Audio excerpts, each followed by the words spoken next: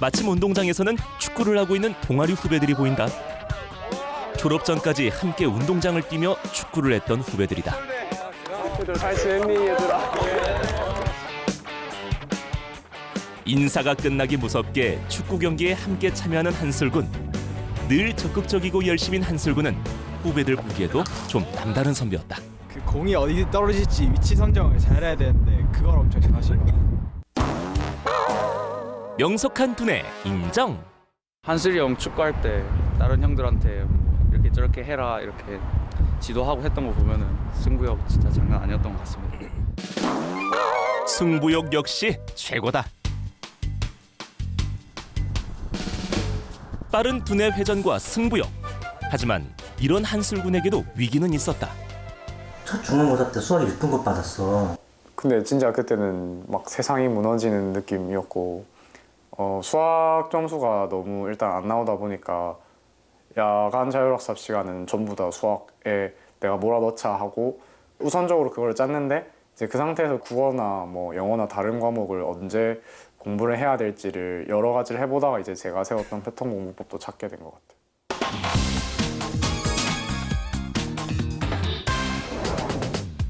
한슬군이 자신에게 맞는 효율적인 방법을 고민하다 찾아낸 것은 바로 패턴 공부법. 정해진 시간에 정해진 과목을 공부하는 방법으로 공부를 패턴화한 것인데 대학생이 된 지금도 한슬군은 이런 패턴을 정해 생활하려 노력하고 있다.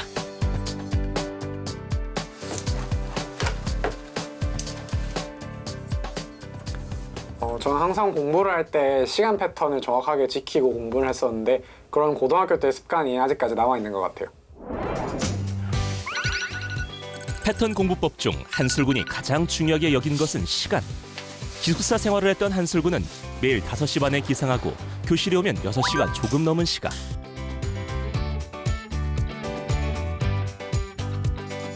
정신이 맑은 아침 시간에는 국어 공부를 시작했다. 아침 7시가 조금 넘으면 아침 식사를 하고 수업 시간 전까지는 국어 공부를 마무리했다. 그리고 수업이 시작되면 하루 종일 수업에 집중.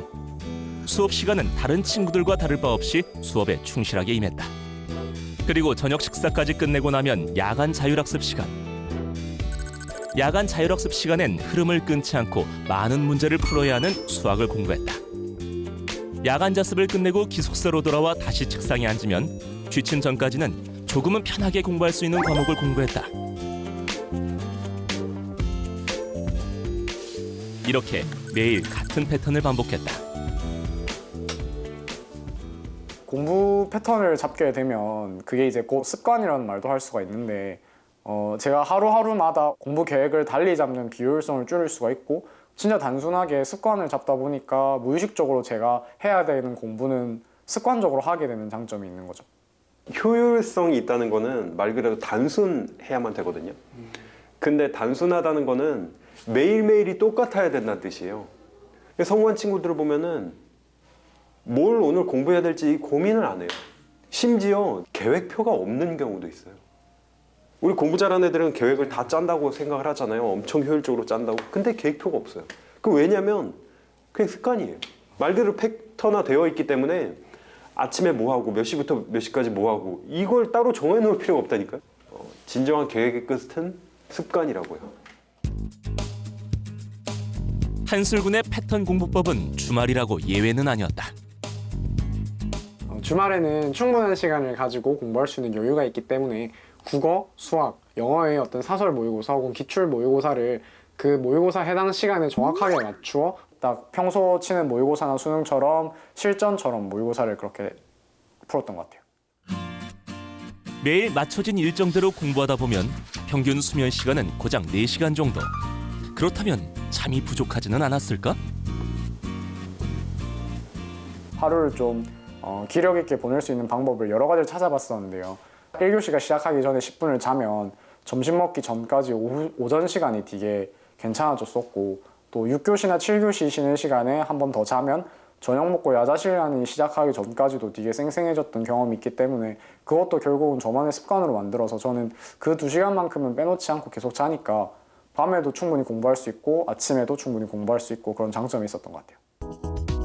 한술군은 평일에는 오전 5시 반에 기상, 새벽 1시 반에 취침.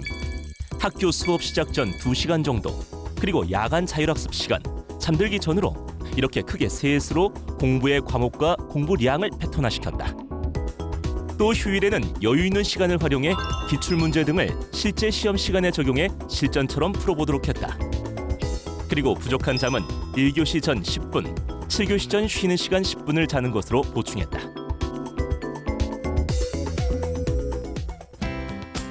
과목별 시간을 패턴화하는 것 외에 한술군은 과목별 공부법 역시 자신만의 방법으로 패턴화시켰다. 다른 암기 과목들과는 다르게 이해를 필요로 하는 과목들은 어떤 패턴이 저는 중요하다고 생각했기 때문에 저만의 패턴을 적용할 수 있는 공부 방법을 국어와 수학에 적용하였습니다.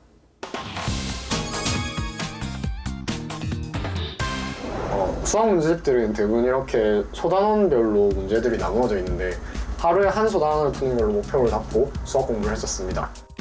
그리고 저는 총 한 문제집을 총 3번씩 풀었는데 그것도 이제 매기는 방법도 패턴화를 시켜서 처음 매길 때는 빨간색 펜으로 매기고 두 번째 매길 때는 파란색으로 매기고 세 번째 매길 때는 초록색으로 매겨서 이 문제를 몇 번째 풀 때 어떻게 틀렸는지를 명확하게 알 수 있게 되고 또 이 문제를 제가 정확하게 이해하였는지 혹은 완전히 이해하지 못하였는지를 알 수 있기 때문에 훨씬 더 공부를 효율적으로 할 수 있게 되는 장점이 있습니다. 문제를 다 풀고 채점을 할 때는 보는 것처럼 맞는 문제는 동그라미 표시를 했고 틀린 문제는 일단 끊어놓고 다시 풀어서 맞는 다음에 다시 이제 세모 표시를 했습니다. 그리고 모르는 문제 같은 경우에는 별표를 쳐놓은 다음에 다시 제가 풀어봤을 때 답지에 도움 없이 맞았다면 별표 위에 동그라미 치고 답지에 도움을 필요로 해서 다시 풀어서 맞았다면 별표 위에 세모를 치는 방식으로 채점을 구분했고요. 한술군의 수학 패턴 공부법 첫 번째는 반드시 하루에 한 소단원씩 마무리하는 것이다. 그리고 문제를 풀 때마다 다른 색으로 채점을 하도록 했다. 여기에 틀린 후 맞은 문제를 구분하여 표시하고 모르는 문제를 다시 풀 때는 해설지의 도움 여부에 따라 구분하도록 하면서 자신만의 패턴을 만들어 공부했다. 국어 같은 경우에는 문학, 비문학, 그리고 화상문과 같은 제재로 나뉠 수가 있는데요. 문학 같은 경우에는 다시 보시는 것 같이 시, 고전시가, 수필 혹은 소설로 나누어져 있고 그 안에서 다시 여러 가지 제재들로 나뉘어져 있습니다. 또 비문학도 마찬가지로 인문, 독서, 사회, 과학, 기술과 같은 여러 가지 제재들로 나누어져 있고 그 안에서 다시 여러 가지 소단원들로 나눠져 있습니다. 네, 화법과 작문도 마찬가지로 여러 가지 제재들로 나누어져 있는데요. 저 같은 경우는 매일 문학에서 한 소단원, 비문학에서 한 소단원, 그리고 화법과 작문에서 한 소단원씩을 풀었습니다. 예를 들어서 오늘 문학에서 현대시에서 한 소단원을 풀고 비문학은 인문, 독서에서 한 소단원, 화법과 작문은 화법에서 한 소단원을 풀었다면 내일은 문학은 고전시가에서 한 소단원, 비문학은 과학에서 한 소단원, 화법과 작문은 작문에서 한 소단원 이렇게 매일매일 다른 주제들을 서로 돌아가면서 풀었습니다. 국어 같은 경우에는 연속성보다는 각 제재들에 대한 감을 오랫동안 유지하는 것이 중요하기 때문에 문학, 비문학, 화법과 작문의 각 제재들을 돌아가면서 여러 번 풀게 된다면 각 제재들에 대한 감을 오랫동안 유지할 수 있게 되는 좋은 패턴 공부 방법입니다. 한술군의 국어 패턴 공부법은 첫째로 문학, 비문학, 화법과 작문 이 세 제재를 각 한 개의 소단원씩 같은 날 공부하도록 하는 것이다. 또 매일 제재별 대단원을 바꿔가며 공부했다. 습관을 만들든 아니면 계획을 뭐 내가 짜가지고 하든 진짜 큰 문제가 뭐냐면 이게 안 지켜지거든요. 그러니까 내 수준에 맞춰서 더 나아가서는 오히려 진짜 작게, 그러니까 원래 습관이라는 게 작게 시작해서 크게 키우는 거예요. 지금 내가 하고 있는 공부에 플러스해서 내 새로운 습관을 만들거나 새로운 패턴을 만들거나 하는 경우에는 이까짓 거 그냥 해치우고 말지라는 생각이 들 정도로 오히려 작게 시작하는 게 훨씬 효과적일 수 있거든요.